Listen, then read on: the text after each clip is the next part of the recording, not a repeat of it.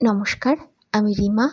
আহারে বিহারে চ্যানেলের পক্ষ থেকে সকলকে জানাই বড়দিনের আগাম শুভেচ্ছা ও অভিনন্দন। বড়দিন মানে কেক খাওয়ার এক প্রবল উন্মাদনা ছোট থেকে বড় প্রত্যেকের মধ্যেই থাকে। আর সেই কেক যদি বাড়িতেই বানিয়ে নেওয়া যায়, কি এমন ক্ষতি? বন্ধুরা, আজ আমি তোমাদের সঙ্গে সামান্য কিছু উপকরণ দিয়ে স্পঞ্জি কেকের একটি রেসিপি শেয়ার করতে চলেছি। হয়তো অনেক ভুল ত্রুটি থাকতে পারে। আগেও বলেছি, আবারও বলছি, আমি কেক বানাতে খুব একটা এক্সপার্ট নই, তবুও করার চেষ্টা করব। তাহলে চলো কেক বানানোর প্রস্তুতি নিই। কেক বানানোর জন্য প্রথমেই কেক মোল্ডটাকে রেডি করে নেব। নিয়ে নিয়েছি কেক মোল্ড। যে যেরকম ডিজাইনের পছন্দ সে সেরকম কেক মোল্ড নিয়ে নেবে। আবার কেক মোল্ডের বদলে অ্যালুমিনিয়াম বা ভালো স্টিলের পাত্রও নিয়ে নিতে পারো। প্রথমেই কেক মোল্ডে দিয়ে দিচ্ছি 2 চামচ সাদা তেল।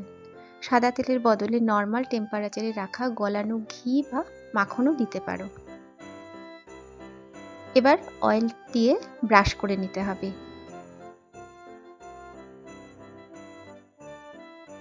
পুরো মোল্ড বা কেক পাত্র খুব ভালো করে অয়েল ব্রাশ করা হয়ে গেল।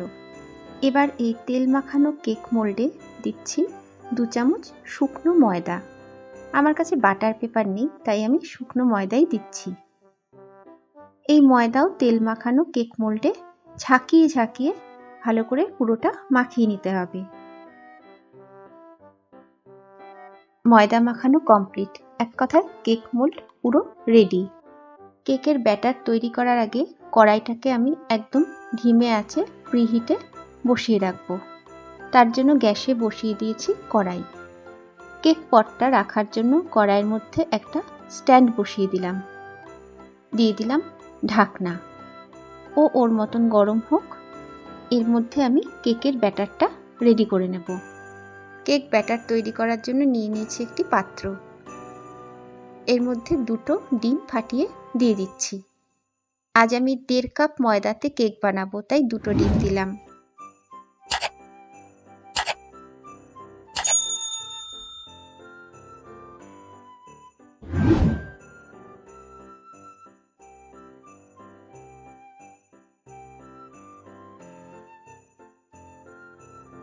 ডিমের মধ্যে দিয়ে দিচ্ছি 1 কাপ গুঁড়ো করে নেওয়া মিশ্রি।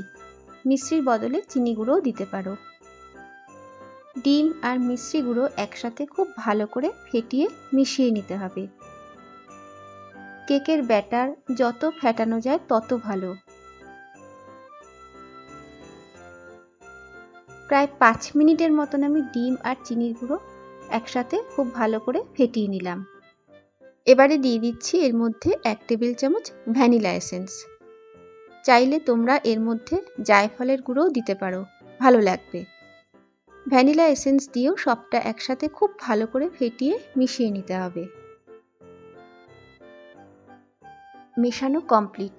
নিয়ে নিয়েছি একটা স্ট্রেইনার। দিয়ে দিচ্ছি এর মধ্যে চায়ের কাপের মাপে 1.5 কাপ ময়দা।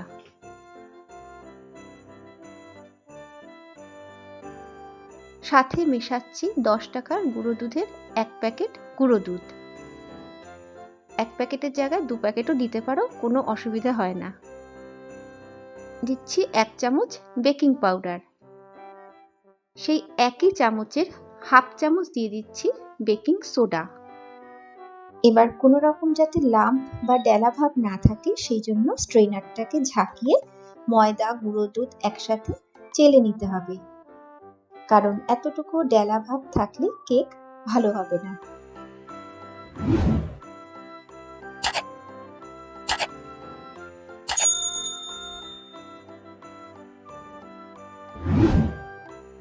দিয়ে দিচ্ছি এর মধ্যে চায়ের কাপের 1 কাপ নর্মাল টেম্পারেচারে রাখা দুধ।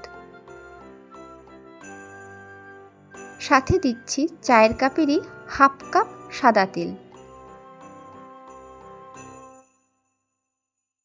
এবার সবটা একসাথে ক্লকওয়াইজ ভালোভাবে ঘুটে নাও।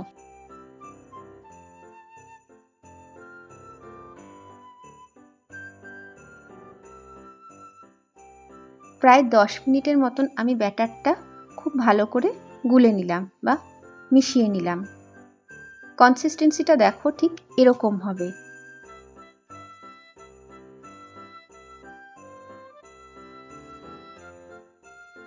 এবার কিছু ড্রাই ফ্রুটস মেশাবো। তার জন্য নিয়ে নিয়েছি কিছু ভাজা চীনাবাদাম, কিছু ব্ল্যাক রেজিন বা কালো কিশমিশ, ছোট টুকরো করে নেওয়া মোরব্বা দিয়ে দিলাম ব্যাটারে। সঙ্গে দিচ্ছি কিছু চেরি, যা সরু সরু করে আমি কেটে নিয়েছি, সেটাও ব্যাটারে দিয়ে দিলাম। এর মধ্যে তোমরা তোমাদের যেরকম পছন্দ ড্রাই ফ্রুটস অ্যাড করতেই পারো। এবারে সব কিছু একসাথে খুব ভালো করে মিশিয়ে নিচ্ছি। যেহেতু মোরব্বা দিয়েছি সেই জন্য মিষ্টির গুঁড়োটা কম দিয়েছি, কারণ মোরব্বা তো খুবই মিষ্টি হয়, তাই বেশি মিষ্টি ব্যবহার করিনি। আমার সব মেশানো কমপ্লিট। এবার কেক মোল্ডে ব্যাটারটা ঢেলে দিচ্ছি।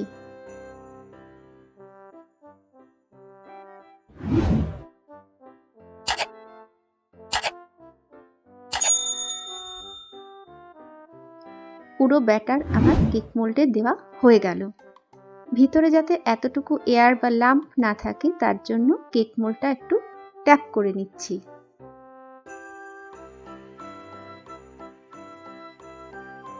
এবার প্রিহিট কড়াইয়ের ঢাকনা খুলে নিচ্ছি।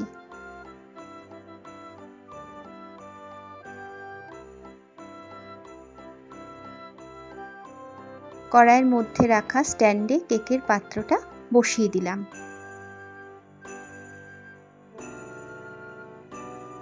দিয়ে দিলাম মিডিয়াম আঁচে আপাতত 30 মিনিটের জন্য ঢাকনা। 30 মিনিটের মধ্যে এতটুকু আমি কিন্তু ঢাকনা খুলব না। তিরিশ মিনিট পরেই আমি ঢাকনাটা কিন্তু খুলছি।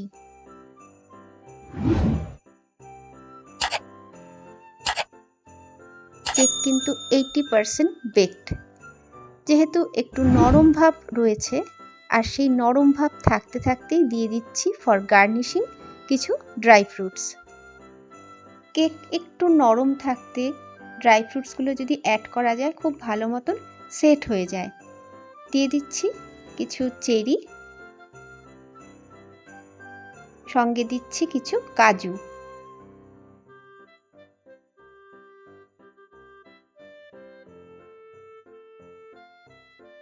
আর দিয়ে দিয়েছি কিছু কালো কিশমিশ বা ব্ল্যাক রেজিন।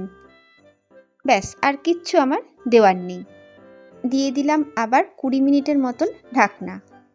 এই যে 20 মিনিট দিলাম, এটা আমি মিডিয়াম আঁচে দিলাম।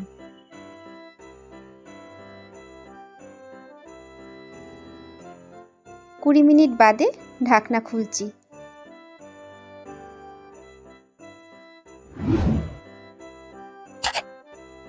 আরে বাহ, কেক কিন্তু একদম রেডি। একটু চেক করে নেওয়া যাক। একটা টুথপিক দিয়ে কেকের মাঝখান থেকে একদম এন্ড অবধি ঢুকিয়ে দিচ্ছি, কারণ মাঝখানে বা সেন্টারে অনেক সময় কাঁচা ভাব কিন্তু থেকে যায়। দেখো, টুথপিক কিন্তু একদম পরিষ্কার বেরিয়ে এসছে। কেক কিন্তু পুরোপুরি রেডি। গ্যাস বন্ধ করলাম। কেক মোল্ড তুলে নিয়েছি, একটি থালাতে রাখছি। মারাত্মক গরম, দেখতে কিন্তু খুব একটা মন্দ হয়নি, তাই না? অ্যাজ ইউজুয়াল কেকের ময়েশ্চার অ্যাবজর্ব করার জন্য 10 মিনিটের জন্য একটা টাওয়েল দিয়ে ঢেকে দিলাম। 10 মিনিট পর ঢাকনা খুলে নিচ্ছি। দেখতেই পাচ্ছ কেক মোল্ড থেকে কেক একদম নিজে থেকেই আলগা হয়ে গেছে। আমি কিন্তু ছুরি ব্যবহার করিনি, সেটা দেখতেই পেতে তাহলে। একটি পাত্রে নামিয়ে নিয়েছি। আর কি, again happy Christmas in advance to all. বন্ধুরা, আমার আজকের কেক তোমাদের কেমন লাগলো কমেন্ট করে একটু জানিও।